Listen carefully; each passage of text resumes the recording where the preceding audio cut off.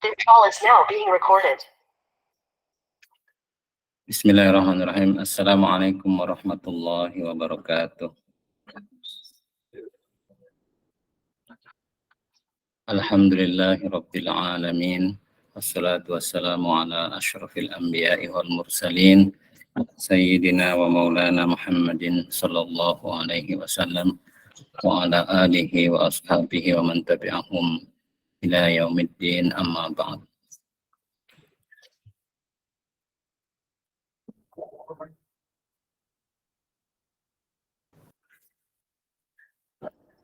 Ikhwan dan akhwat sekalian, kita lanjutkan kembali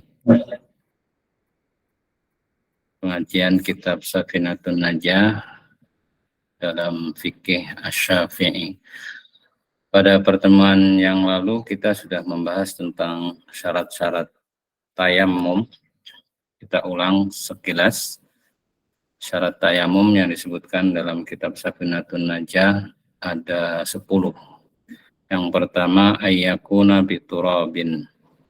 Tayammum itu harus menggunakan turab, ya, tidak boleh menggunakan yang lain. Turab itu debu dari tanah, tidak boleh menggunakan yang lain, ya, misalnya kerikil, pasir, batu, kapur dan lain sebagainya, itu tidak boleh digunakan dalam madhab Syafi'i.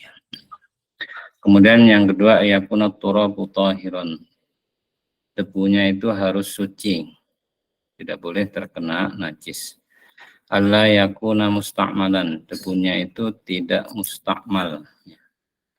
Debunya tidak mustakmal, artinya belum digunakan untuk bersuci, ya, sebelumnya. Baik itu untuk tayamum atau misalnya menghilangkan najis, ya. Kemudian selanjutnya alla yukhalitahu daqiqun wa nahwuhu. Debunya tidak bercampur dengan tepung atau semacamnya.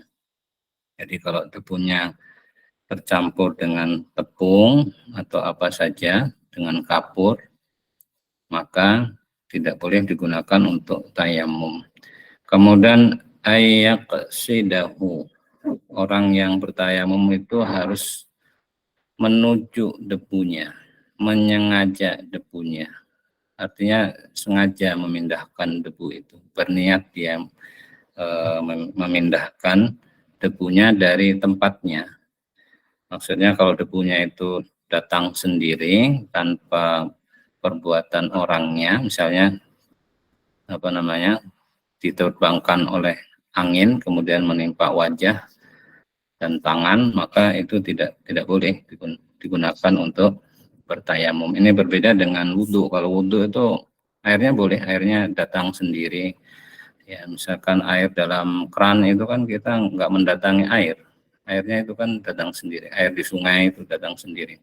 Kita memasukkan tangan kita atau menaruh tangan kita di bawah air yang mengalir dari keran itu kan kita tidak mendatangi air, tapi airnya itu mengalir sendiri. Atau dari hujan, misalnya hujan turun, kemudian kita di situ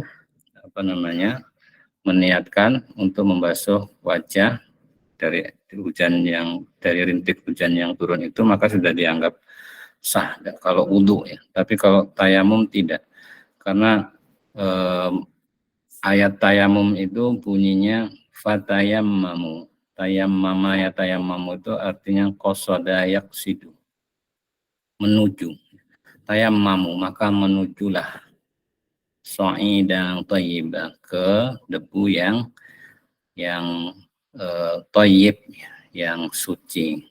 Oleh karena itu ada perbedaan antara berwudu dengan bertayamum. Kalau berwudu itu kita harus sengaja memindahkan debunya dari tempatnya, dari tanah atau dari dinding atau dari kaca atau dari tubuh kita, nggak apa-apa, yang penting dipindahkan. Termasuk dari wajah sendiri itu, yang penting dipindahkan. Kalau debunya itu adanya di wajah, diusap dulu, ya, kemudian dibalikin lagi ke wajah, gitu.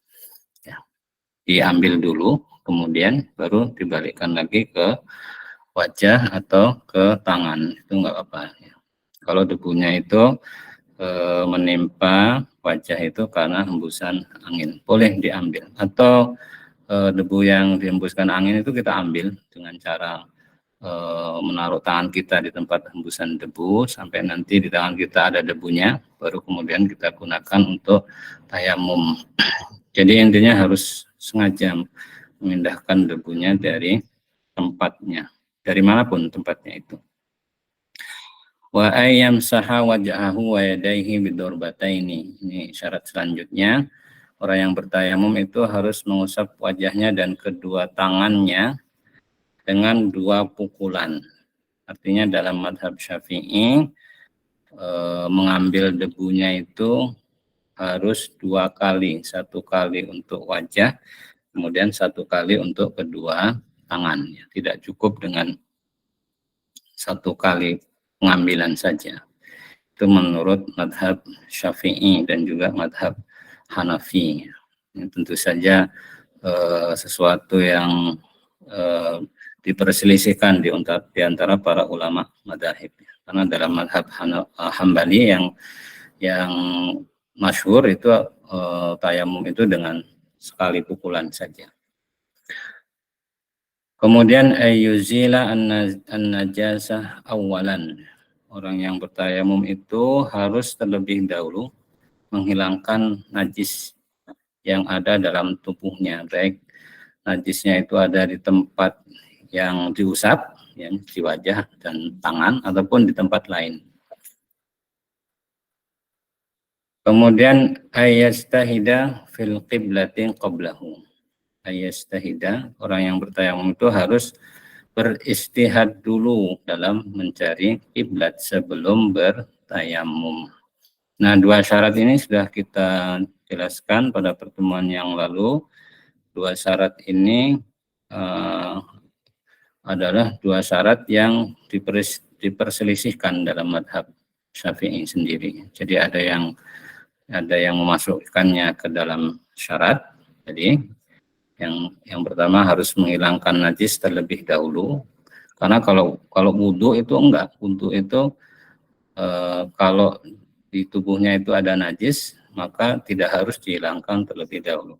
Kalau tayamum apakah sama dengan wudu atau dia berbeda dengan wudu? Tayamum harus dihilangkan dulu sebelum bertayamum. Nah, itu diperselisihkan di antara ulama Syafi'iyah sendiri. Begitu juga apakah harus mencari kiblat terlebih dahulu. Ini tentu saja kalau berada di tempat yang tidak tahu kiblatnya di mana ya. Kalau kita sedang mukim, tidak safar, tentu saja syarat ini tidak berlaku. Ini kalau kita misalkan dalam perjalanan kita nggak tahu kiblatnya ke arah mana, maka ada yang mensyaratkan sebelum bertayamum harus mencari kiblat terlebih dahulu. Nah, syarat ini didasarkan pada bahwasanya tayamum itu adalah ibadah yang disyariatkan saat darurah. Jadi saat darurah tidak ada air atau tidak bisa menggunakan air, maka dibolehkan untuk bertayamum. Nah, karena dia didasarkan atau disyariatkan karena darurah, maka dia dibatasi. Jadi dia hanya boleh dilaksanakan kalau sudah datang darurahnya itu.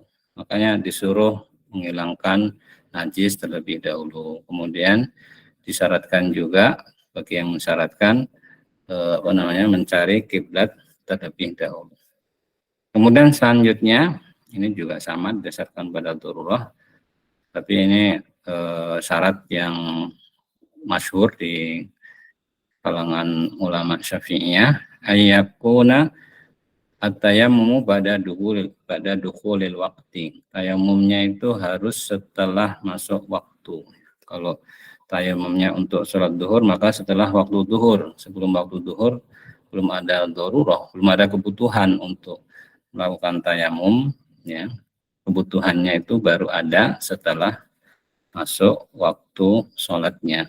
Dalam hal ini misalnya sudah masuk waktu duhur. Kalau dia bertayamum sebelum masuk waktu duhur, maka menurut madhab Syafi'i itu tidak sah tayamumnya.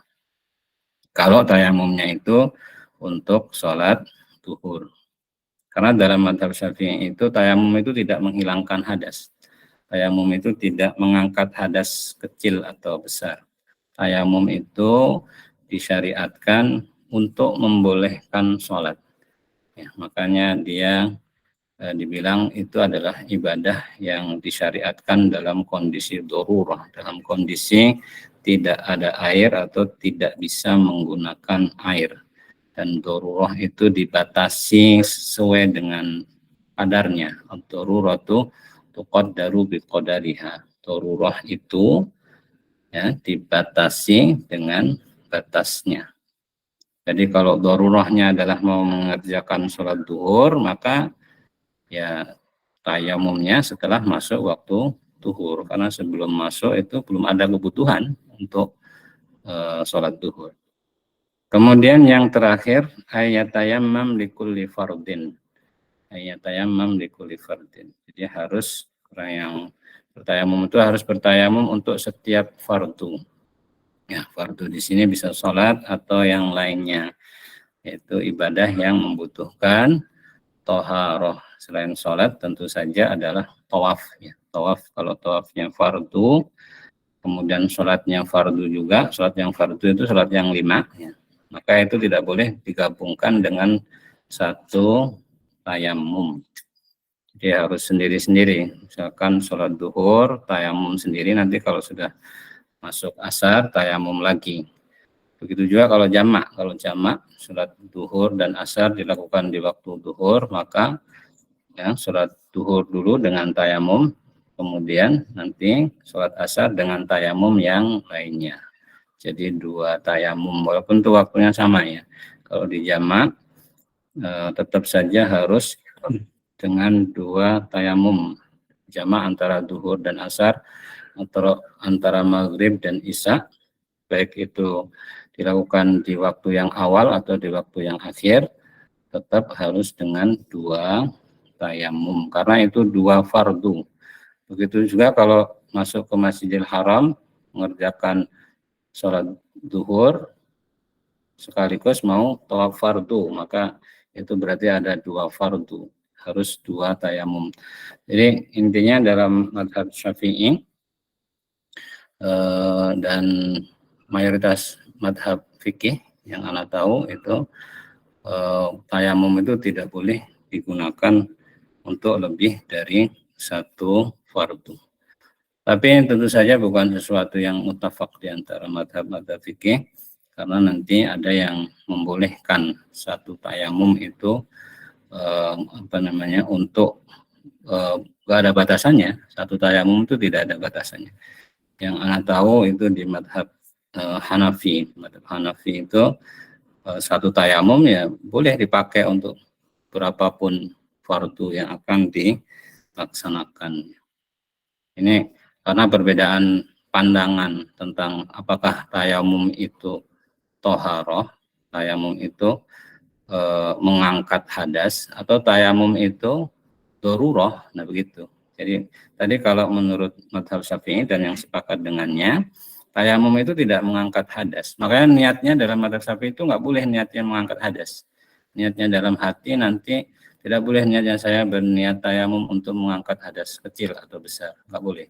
Niatnya harus saya berniat tayamum untuk membolehkan sholat, misalkan sholat duhur, sholat asar, dan lain sebagainya. Atau untuk membolehkan tawaf fardu, ya, tawaf haji atau tawaf umroh.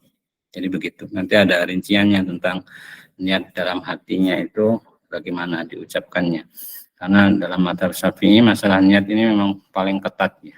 Jadi termasuk nanti meniatkannya itu bagaimana, itu tidak boleh salah. Itu sekilas tentang pelajaran pada pertemuan yang lalu, yaitu tentang syarat-syarat tayamum. Selanjutnya kita akan masuki faslun fi faraidit tayamum. Pembahasan tentang fardu-fardu tayamum.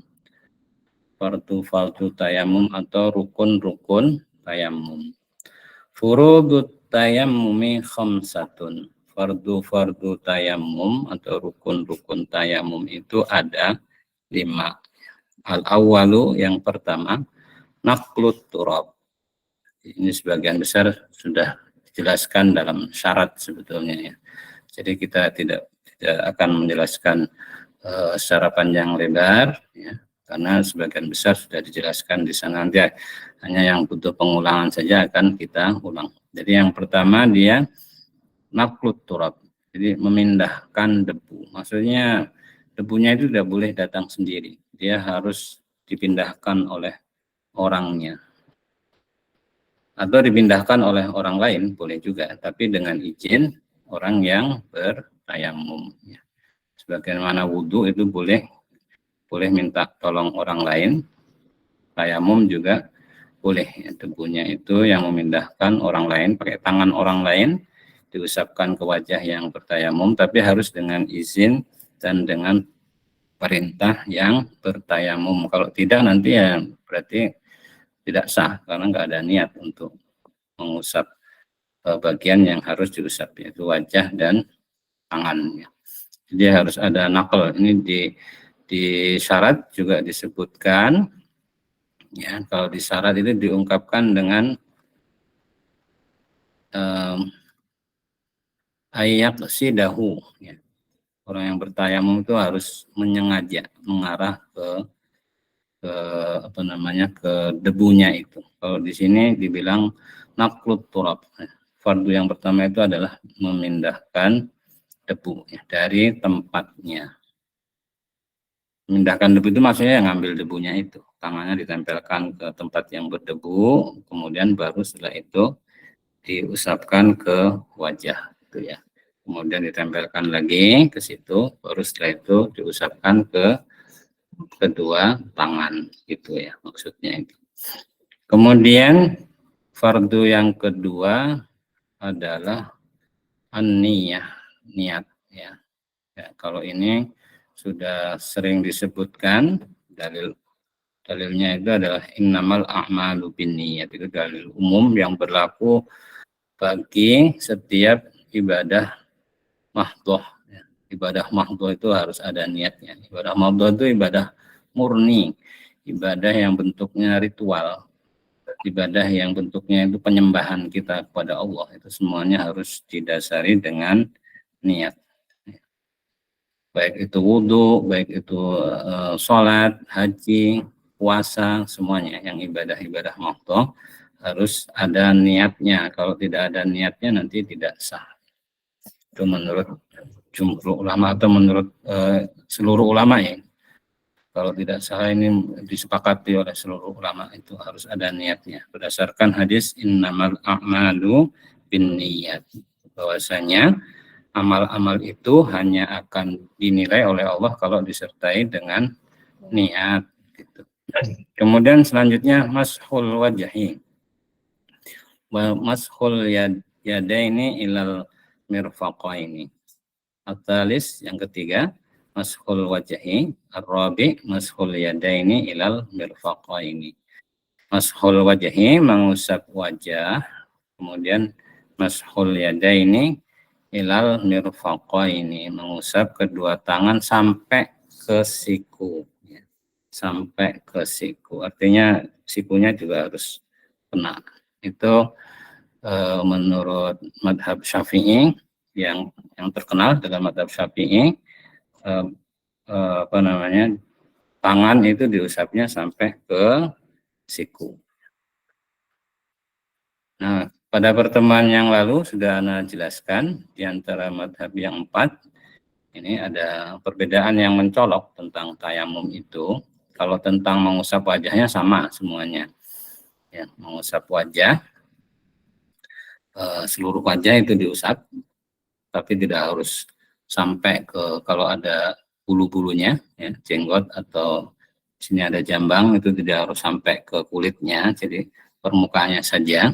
Berbeda dengan wudhu ya, karena menyampaikan debu sampai ke bawah jenggot atau bulu yang lainnya itu kan susah, itu masyaqqah. Makanya para ulama mengatakan itu tidak harus disampaikan ke akar-akar rambutnya itu, akar-akar bulunya, cukup permukaannya saja ya. Jadi kalau wajah ini disepakati, yang diperdebatkan itu adalah tangan. Tangan ini menurut madhab Syafi'i harus sampai siku, yang terkenal dalam madhab Syafi'i. Tapi kalau kita lihat di Nailur Roja,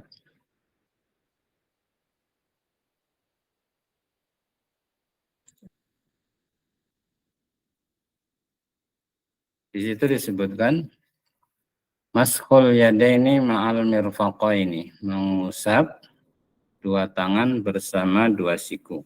Di sini diungkapkan dengan ma'a ya, karena siku itu kan walaupun sampai ke siku, dalam bahasa Arabnya itu kan ilal marafiki kalau dalam wudu ya, dalam ayat wudu ilal marafik, sampai ke siku. Tapi nanti dalam pelaksanaannya sikunya itu kan harus kena. Jadi makanya diungkapkan oleh ulama Syafi'iyah pakai ma'a, bersama siku, biar yakin sikunya itu kena. Karena kalau dibilang sampai siku, sikunya kan harus kena. Makanya biar nanti nggak salah paham dalam penerapannya, diungkapkan bersama siku, tangan bersama siku. Ya. Kemudian disebutkan wal qadim annahu ilal qu'aini wakhtarahu an-Nawawi. Wal qadim, al-qadim itu yang lama. Yang dimaksud di sini al-qaul al-qadim. Al-qaul dalam madhab Syafi'i kemarin sudah saya jelaskan. Kalau disebut qaul dalam madhab Syafi'i itu perkataannya Imam Syafi'i langsung, itu qaul namanya. Nah, Imam Syafi'i itu punya dua qaul. Ada qaul qadim, ada qaul jadid. Qaul qadim, perkataan Imam Syafi'i yang lama sewaktu beliau masih berdomisili di Irak. Kemudian qaul jadid, perkataan Imam Syafi'i yang baru setelah beliau berdomisili di Mesir. Jadi Imam Syafi'i satu orang itu padanya terjadi banyak perubahan ijtihad ya dalam berbagai hal. Makanya nanti terkenal dalam kitab-kitab Syafi'iyah itu ada qaul qadim, ada qaul jadid. Jadi menurut qaul jadidnya, menurut perkataan Imam Syafi'i yang baru itu mengusap tangan itu sampai ke siku. Mengusap tangan dalam tayamum itu sampai ke siku. Tapi menurut perkataan beliau yang lama, qaul qadimnya itu cuma sampai pergelangan tangan. Waqtarahu an-Nawawi, dan pendapat ini dipilih oleh Imam Nawawi. Imam Nawawi itu adalah salah satu ulama madhab Syafi'i yang menjadi rujukan.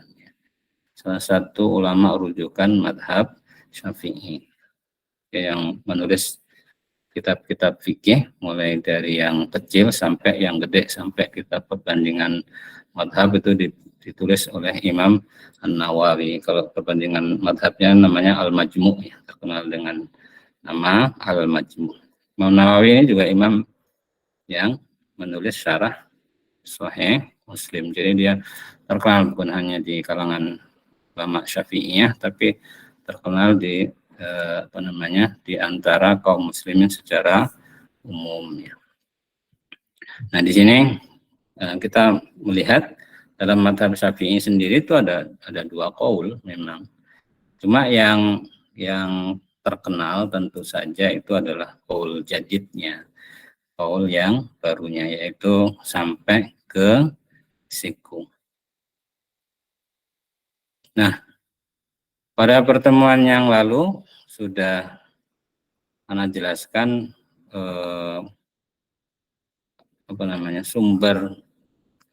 sumber permasalahannya itu di mana ya. Sumber permasalahannya itu adalah pada ayat tayamum. Ayat tayamum itu bunyinya fatayammamu sa'idan thayyiban famsahu biwujuhikum wa aydikum min. Ya. Fatayammamu sa'idan thayyiban, maka menujulah bagi yang tidak menemukan air atau sakit, tidak bisa menggunakan air, maka disuruh menuju ke sa'id, debu yang suci. Famsahu, lalu usaplah biwujuhikum, wajah kalian, wa aidikum, dan tangan kalian, minhu, dari debu itu. Jadi disuruh menuju debu, kemudian disuruh mengusap wajah dan tangannya dengan debu itu. Nah, wajah dan tangan itu disebutkan juga dalam wudhu di ayat yang sama, di awal ayatnya. Ya ayyuhalladzina amanu idza qumtum ilas sholati faghsilu wujuhakum. Hai orang-orang yang beriman, jika kalian hendak mengerjakan sholat, maka basuhlah wajah kalian. Faghsilu wujuhakum wa aydiyakum ilal marafiqi, dan tangan kalian sampai ke siku. Jadi kalau dalam wudhu itu disebutkan secara eksplisit dibasuhnya sampai ke siku. Sementara dalam tayamum perintahnya cuma disuruh mengusap wajah dan tangan. Tangannya itu sampai mana nggak disebutin. Nah, karena tidak disebutkan, nah makanya terjadi khilaf di antara para ulama madhab. Ya. Ada yang mengatakan tangannya itu ya disamakan dengan tangan saat wudhu, karena tayamum ini kan penggantinya wudhu. Yang diusap, wajah yang diusap itu kan sama dengan wajah yang dibasuh saat wudhu, batasannya sama. Nah begitu juga maka tangannya ya batasannya sama. Kalau dalam wudhu tangannya disebutkan dengan jelas sampai ke siku, maka dalam tayamum juga sampai ke siku. Ini pendapat inilah yang diambil oleh Imam Syafi'i dalam qaul jadidnya, dan pendapat ini yang kemudian dianut oleh sebagian besar ulama Syafi'iyah. Pendapat ini juga dianut oleh Imam Abu Hanifah dan para pengikutnya. Hanya saja nanti ada pendapat lain yang mengatakan, ya, ayatnya kan tidak menyebutkan ilal marafiq. Jadi kalau tidak menyebutkan ilal marafiq itu berarti tangannya itu mutlak. Mutlak itu dalam bahasa Arab itu tidak ada batasannya, tidak ada pengikatnya. Yang dimaksud tangan itu sampai mana. Nah, orang Arab kalau menyebut tangan itu kadang yang dimaksud sampai pergelangan, kadang yang dimaksud sampai siku, kadang yang dimaksud sampai bahu. Maka diambillah yang paling meyakinkan, yang paling batasan yang paling minim itu adalah sampai pergelangan tangan. Oleh karena itu nanti dalam madhab Hambali juga dalam madhab Maliki, ya, tayamum itu cuma sampai pergelangan tangan. Nah, masing-masing ini namanya, selain berdasarkan pemahaman terhadap ayat ini, masing-masing juga berdalil dengan hadis-hadis dari Rasulullah Shallallahu Alaihi Wasallam. Masing-masing punya hadis, walaupun nanti sebagian terutama hadis-hadis yang digunakan oleh ulama Syafi'iyah ini diperselisihkan kesahihannya. Kalau hadis yang digunakan oleh ulama Hanabilah dan Malikiyah itu hadisnya ada di Bukhari dan Muslim, sehingga itu tidak diperselisihkan kesahihannya. Dalam beberapa riwayatnya memang disebutkan Rasulullah itu memerintahkan, ya, tayamum itu hanya sampai ke siku saja. Kemudian sekali pukulan. Makanya nanti dalam madhab Hambali dan Maliki, tayamum itu sudah sah dengan sekali pukulan saja. Jadi sekali tangannya ditempelkan ke debu, kemudian diusapkan ke wajah, kemudian diusapkan ke tangan sampai pergelangan tangan. Jadi sudah sah menurut mereka. Jadi tidak dua kali dan tidak sampai ke siku. Ya. Tapi bukan berarti yang ulama Syafi'iyah nggak punya dalil, ya. Karena ini penting, karena jangan sampai nanti ada yang mengira, ya, karena yang dianut oleh ulama Hanabilah dan Malikiyah itu dalilnya ada di Sahih Bukhari Muslim, bukan berarti yang pendapat yang berbeda itu tidak berdasarkan dalil dari hadis. Ada juga, ya. Di sini disebutkan as-sahhu ma warada fi dzalika mimma waqaftu alaihi. Ini menurut penulis Al-Jawahir Ats-Tsaminah, ya.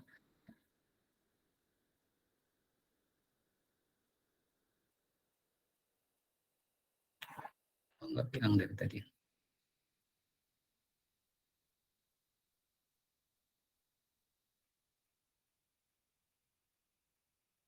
Ya, ini kita lihat.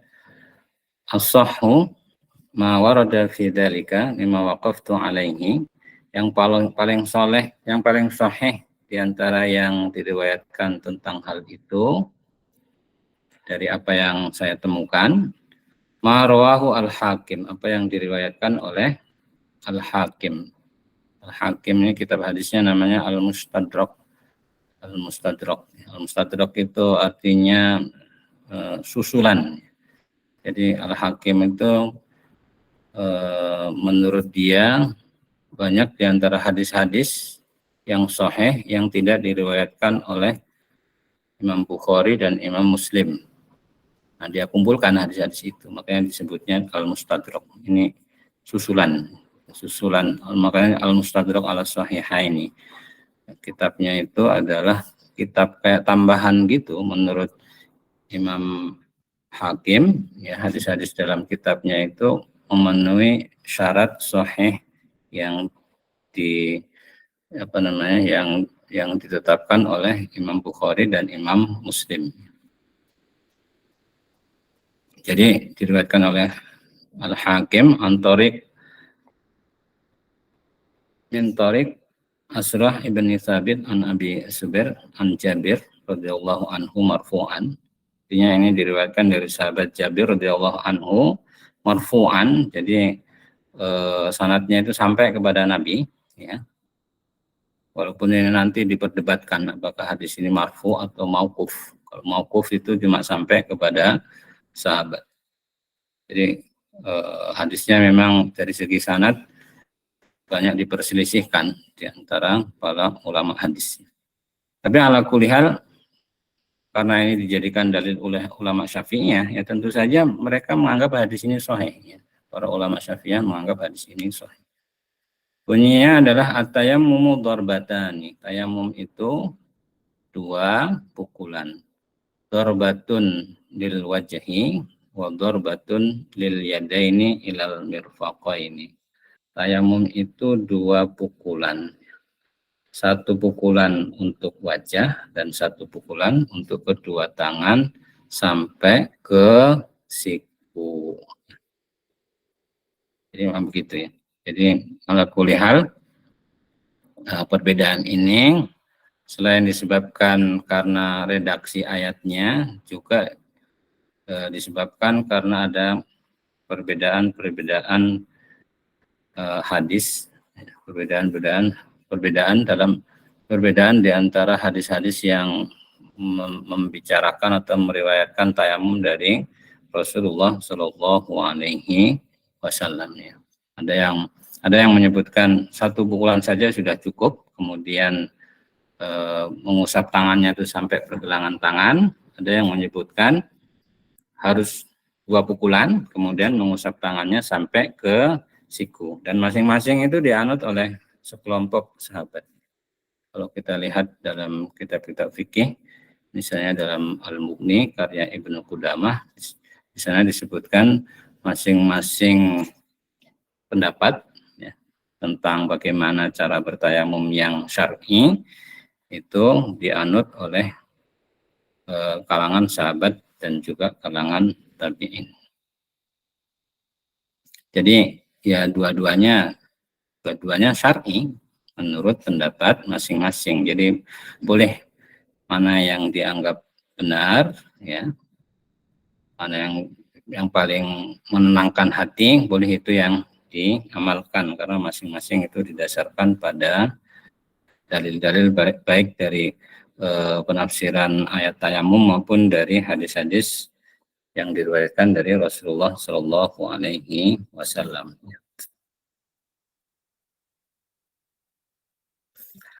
Nah, itu tadi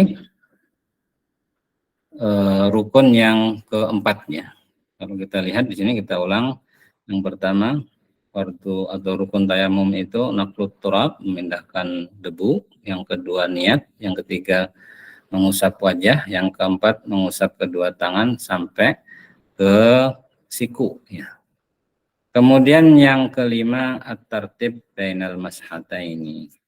Tartib atau urut ya. Yang harus diurutkan itu adalah usapannya. Jadi mengusapnya itu harus urut. Mengusap wajah dulu, baru kemudian mengusap tangan. Karena dalam ayatnya itu disebutkan urut. Ya. Jadi biasanya mayoritas ulama itu kalau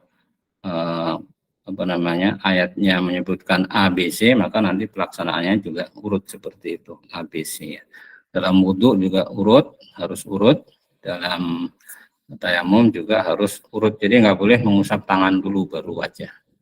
Harus wajah dulu baru tangannya. Ini dalilnya secara khusus nggak ada. Dalilnya itu ya ini kesimpulan para ulama ya. Itu disebutkan kalau kita mau lihat dalilnya. Yang kelima at-tartib bainal mashataini, ini dalam Al-Jawahir At-Taminah, kita lihat footnote 80, li'anat tayamum far'un anil wudu. Kenapa harus urut? Karena tayamum itu cabangnya wudu. Tayamum itu pengganti wudu. Wakilahuma warada fil lafdil ayah murattaban, dan keduanya itu disebutkan dalam lafaz ayatnya itu berurutan. Wal ibadat mabnaha at-tauqif, dan ibadah-ibadah itu dasarnya adalah tauqif. Tauqif itu lawannya taufik, hurufnya ditukar ya. Kalau tauqif itu ta, waw, qaf, ya, fa. Kalau taufik, taufik yang biasa kita dengar, semoga dapat taufik dari Allah begitu kan ya. Itu ta, waw, fa, ya, qaf. Kalau tauqif itu sesuatu yang didasarkan pada tauqif, itu artinya kita nggak boleh beristihad, nggak boleh mikir. Seperti sholat itu ada 5 waktu, sholat duhur 4 rakaat, ya, sholat asar 4 rakaat, dan seterusnya itu tauqif dari Allah. Jadi sama Allah sudah diberhentikan di situ. Waqafa yuqifu itu artinya kan memberhentikan. Maksudnya sudah ditetapkan rakaatnya segitu, ya sudah. Itu bukan medan bagi kita untuk beristihad. Itu berdasarkan tauqif dari Allah. Nah, ibadah itu dasarnya adalah tauqif. Jadi kita nggak boleh ngarang. Kalau yang lain-lain itu kita boleh beristihad. Kita boleh mengerahkan akal kita untuk memikirkan mana kira-kira yang bagus. Nah, kalau yang kita pilih itu ternyata memang betul-betul bagus, berarti kita dapat taufik dari Allah. Makanya kita selalu meminta taufik ya. Itu untuk hal-hal yang kita itu boleh memikirkannya. Nah, kita walaupun bisa menggunakan akal kita, tapi kan akal kita itu bisa salah. Makanya kita minta bimbingan dari Allah. Bimbingan dari Allah itulah taufik, persetujuan dari Allah. Wafaqoi wafiqu, itu makna aslinya adalah menyetujui. Ya, kalau Allah sudah menyetujui, berarti apa yang kita pilih itu adalah sesuatu yang baik untuk kita, insya Allah. Nah, kalau ibadah itu tauqif, ya. Mabna wal ibadat mabnaha at-tauqif. Ibadah itu ya didirikan di atas tauqif. Artinya kalau Allah menyebutkan dalam ayat wudhu dan tayamum itu seperti itu, nah, dalam wudhu membasuh wajah, kemudian tangan, kemudian mengusap kepala, kemudian membasuh kaki, ya harus urut seperti itu kita menjalankannya. Begitu juga dalam tayamum disuruh mengusap wajah dan mengusap kedua tangan, maka kita melaksanakannya ya seperti itu sebagaimana urutan yang disebutkan oleh Allah Subhanahu wa taala. Ya. Jadi ini fardu tayamum ada 5 ya. Sudah kita sebutkan semuanya. Mudah-mudahan bisa dipahami dan bisa dipraktekkan. Walaupun di Indonesia ini suasana yang mengharuskan kita untuk bertayamum dalam kondisi normal mungkin sangat jarang. Di Indonesia ini airnya berlimpah ya. Air yang boleh digunakan untuk bersuci itu kan air apa saja boleh. Yang penting air sungai, air sumur, air kolam, air danau, air laut boleh. Dan di Indonesia airnya berlimpah. Jadi orang kekurangan air itu ya jarang-jarang, paling pas musim kemarau sumurnya pada kering, tapi ya masih bisa aja bisa dapat air, entah dapat beli atau dapat bantuan air, masih tetap ada dari waktu ke waktu, sehingga kemungkinan kita kehilangan air itu sangat minim ya. Paling nanti kalau untuk yang tinggal di Indonesia ini kemungkinannya adalah kalau sakit, makanya perlu ya. Kalau sakit kemudian sama dokter sudah disarankan untuk tidak menggunakan air, baik itu berwudu atau mandi, boleh salah satunya. Mungkin yang nggak boleh mandi saja, kalau berwudu masih boleh, maka nanti bersucinya diganti dengan tayamum gitu ya. Jadi saat dibutuhkan sudah tahu tata caranya. Kalau untuk prakteknya bisa dilihat di video-video banyak di YouTube, video-video yang menjelaskan tentang tata cara bertayamum. Baik, selanjutnya kita akan membahas pasal yang baru, faslun fi mubtilatit tayammum. Ini pembahasan tentang hal-hal yang membatalkan tayamum. Mubtilatut tayammumi salasatun. Hal-hal yang membatalkan tayamum itu ada 3. Yang pertama, ma'abtala al-wudu. Apa yang membatalkan wudu. Jadi apa saja yang membatalkan wudu, maka dia membatalkan tayamum. Yang membatalkan wudu sudah disebutkan dalam hal-hal yang membatalkan wudu. Misalnya keluarnya sesuatu dari depan dan belakang, ya, itu yang sering. Kemudian menyentuh perempuan yang bukan mahram, itu dalam mazhab Syafi'i diantaranya, ya. Pokoknya semua yang masuk dalam kategori pembatal wudu, maka dia juga membatalkan tayamum. Ini enggak ada dalilnya secara khusus. Dalilnya itu karena wudu itu, karena tayamum itu cabangnya wudu. Jadi kalau induknya, kalau sesuatu itu membatalkan pokoknya, maka cabangnya ya berarti batal juga, begitu. Logikanya begitu. Dan al-wudu aqwa minat tayammum. Fama abtalal wudu'a abtala at-tayammuma min babin aula. Ini dalilnya. Jadi dalilnya dalil akli, enggak ada dalil hadisnya. Karena wudu itu lebih kuat daripada tayamum. Maka apa saja yang membatalkan wudu, maka dia akan membatalkan tayamum dari sisi yang lebih utama. Maksudnya kalau sesuatu itu membatalkan wudu, ya apalagi tayamum, maka lebih batal lagi. Begitu ya. Dan ini tidak terlalu sulit. Kita lewatkan. Yang agak membutuhkan penjelasan itu adalah yang kedua di antara hal-hal yang membatalkan tayamum di sini adalah ar-riddah. Riddah, murtad. Riddah, kalau kita bilangnya murtad. Riddah itu sebetulnya perbuatannya riddah. Kalau orangnya disebut murtad, gitu ya. Tapi karena sudah jadi bahasa Indonesia, ya perbuatannya disebut murtad juga. Orangnya disebut orang murtad. Tapi aslinya riddah ini perbuatannya, riddah artinya keluar dari Islam, memutuskan keislamannya, baik dengan keyakinan, dengan ucapan maupun dengan perbuatan. Orang kalau sudah memutuskan diri dari Islam, berhenti jadi orang Islam, ya berarti dia sudah murtad. Baik ngomong maupun enggak. Walaupun dia cuma dalam hatinya dia berkeyakinan bahwasanya Islam itu bukan agama yang benar, ya berarti sudah murtad dari Islam. Cuma kalau nggak ngomong kan nggak tahu yang lain. Kalau ngomong atau berbuat, baru nanti yang lain tahu. Nah, riddah menurut madhab Syafi'i itu membatalkan tayamum. Nah, pertanyaannya itu gini, emang riddah tidak membatalkan wudhu? Gitu.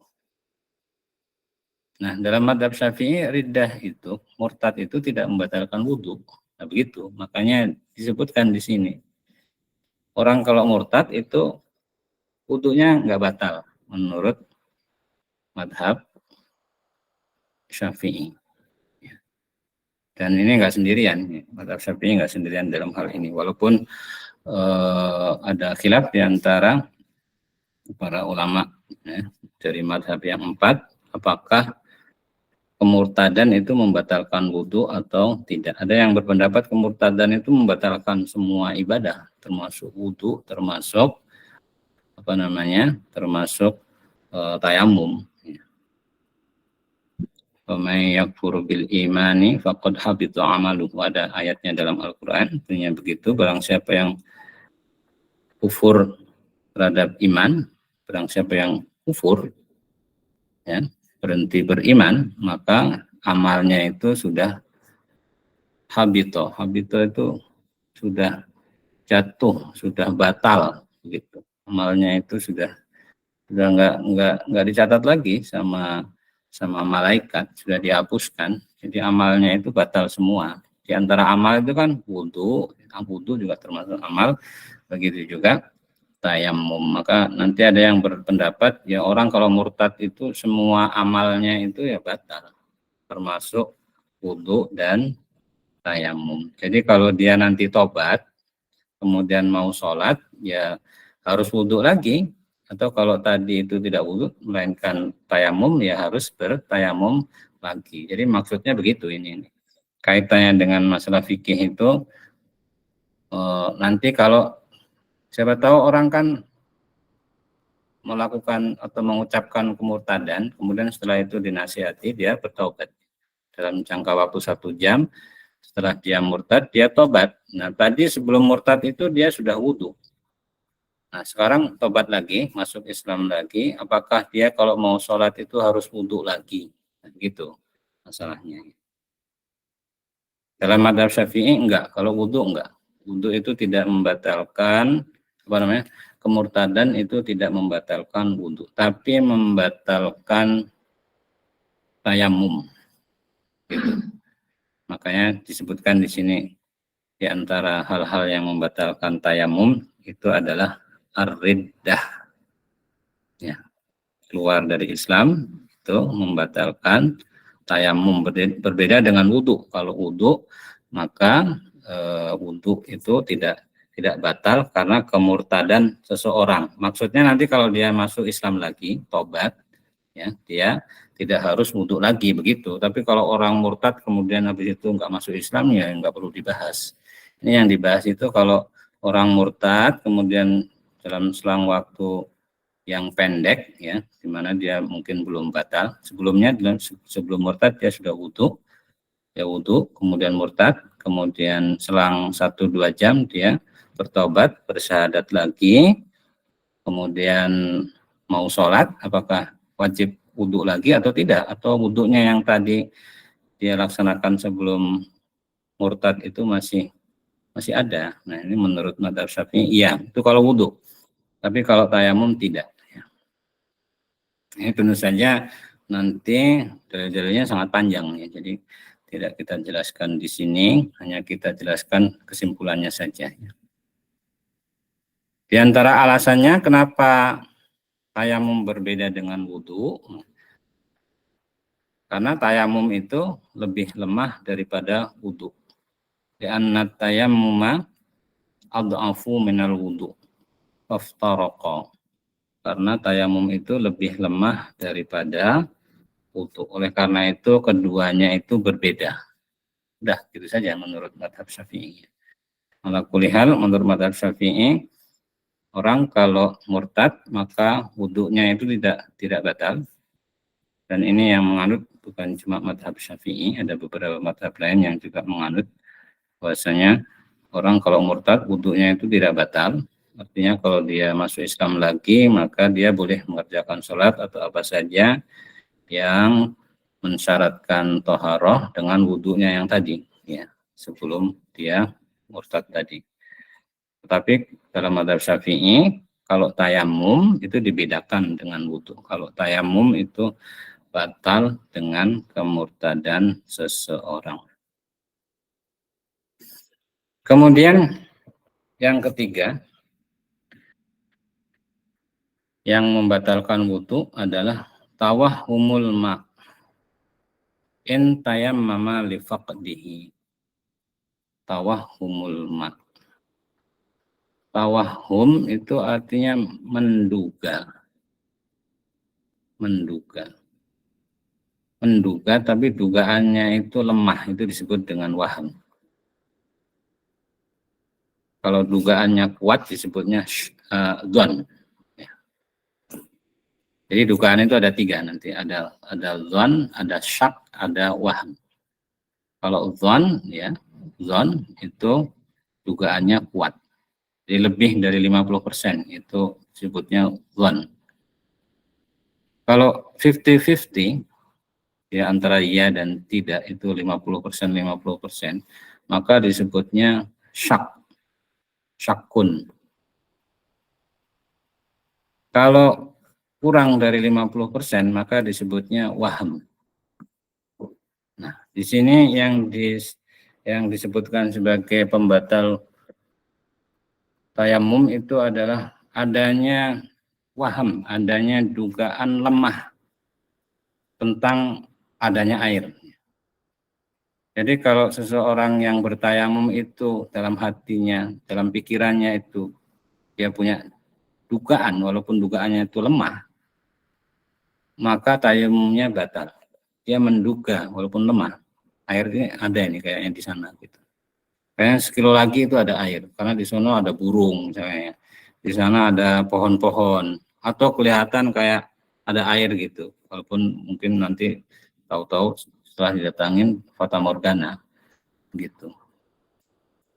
Nah, kalau dia ada dugaan, jadi logikanya itu begini, kalau sudah ada dugaan bahwasanya air itu ada, jadi orangnya itu menduga ada air, baik itu dugaannya kuat maupun lemah, maka dalam mazhab Syafi'i itu, maka dia wajib mencari. Kalau ada dugaan, maka dia wajib mencari airnya. Jadi orang tuh nggak boleh bertayamum kecuali dia yakin airnya nggak ada. Jadi makanya urutannya itu kalau masih belum yakin harus nyari dulu, nanya ke temannya punya air atau enggak, ke tetangganya masih ada simpanan air atau enggak, boleh diminta atau enggak. Kalau perlu dibeli, kalau punya duit ya. Kalau duitnya ini pas-pasan ya jangan dipakai buat beli air. Kalau duitnya untuk beli nasi, untuk beli beras ya harus diutamakan beli beras. Tapi kalau duitnya banyak bisa beli air, karena air kan bisa dibeli pakai tangki ya. Tangki pengiriman air kan ada di mana-mana. Jadi kalau harus dibeli ya dibeli. Jadi selama masih belum yakin air itu enggak ada, maka harus mencari dulu, kan begitu ya. Pertanyaan ini sudah dijelaskan pada pertemuan-pertemuan yang lalu. Oleh karena itu, dugaan adanya air itu membatalkan tayamum. Kenapa membatalkan tayamum? Karena kalau sudah ada dugaan, maka dia wajib mencari airnya untuk meyakinkan apakah airnya itu ada atau memang betul-betul tidak ada. Kalau ternyata tidak ada setelah dicari, ya, maka ya boleh bertayamum. Jadi sebetulnya yang disepakati oleh seluruh ulama yang membatalkan wudhu itu adalah adanya air. Jadi kalau orang yang membatalkan tayamum ya, yang membatalkan tayamum itu adalah adanya air. Kalau tayamumnya itu disebabkan karena tidak adanya air. Jadi kalau orang bertayamum karena tidak ada air, bukan karena sakit, maka begitu ada air, tayamumnya itu batal. Gitu. Itu yang disepakati. Nah sekarang mazhab Syafi'i itu karena dia sangat ketat dalam hal ini, jadi airnya belum ada tapi masih dalam bentuk dugaan, itu sudah membatalkan tayamum. Logikanya tadi yang sudah dijelaskan. Ya, di sini di footnote 83 ini kalau pengen mendapatkan apa namanya dalilnya, ini juga bukan dalil naqli tapi ini adalah istihad yang disimpulkan oleh penulis Al-Jawahir Ats-Tsaminah. Dalilnya itu wadzalika liwujubit thalab. Hal itu disebabkan karena orang yang mau bertayamum itu wajib nyari waluzumil yakin, dan dia wajib yakin kalau nggak ada air.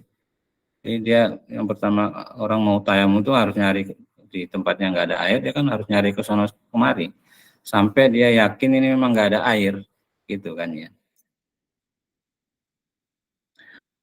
Wa idza lazima at-talab batala at-tayammum. Oleh karena itu kalau tolab itu jadi harus dilaksanakan, maka tayamumnya itu batal. Tolab itu harus dilaksanakan kalau dia itu menduga ada air. Menduga ada air itu mungkin karena melihat dari jauh ada air, atau melihat ada, kalau di padang pasir itu melihat di kejauhan itu ada burung yang muter-muter di situ, atau melihat ada pepohonan. Kalau di padang pasir kan kalau ada pohon-pohon biasanya di situ ada air, begitu ya. Kalau di Indonesia ini tentu saja kasusnya ini agak susah ya, karena nggak adanya air itu sendiri kan kita jarang menemukan kasusnya. Walaupun ya bisa saja terjadi dalam kondisi tertentu, mungkin airnya mungkin di daerahnya didapatkan dari PDAM atau dari apa ya, dari pipa yang dialirkan dari gunung, jadi tidak dari sumur. Jadi kemungkinan airnya berhenti itu kan bisa saja berhenti. Tapi biasanya ya kalau berhenti di satu RT, di RT sebelah masih ada lah. Di masjid sini nggak ada, masjid lainnya masih ada. Jadi masih bisa nyari untuk berwudu, sekedar untuk berwudu masih bisa biasanya di Indonesia. Jadi harus nyari dulu, nggak boleh langsung beralih ke tayamum. Kecuali kalau sudah yakin ini misalnya satu kecamatan airnya dihentikan semuanya. Kalau airnya semuanya dari PDAM ya, maka itu sudah bisa dianggap sudah yakin bahwasanya air itu nggak ada di situ. Tapi nggak boleh buru-buru karena orang kan sekarang itu banyak punya apa namanya, tangki penyimpanan air ya.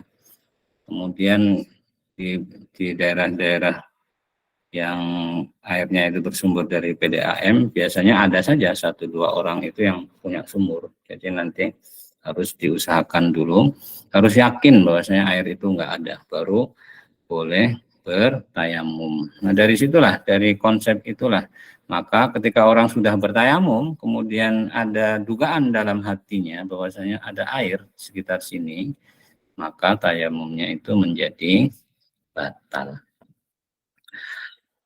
Baik, ikhwan sekalian, kita ulang sedikit lagi tadi dari furudut tayammum ya.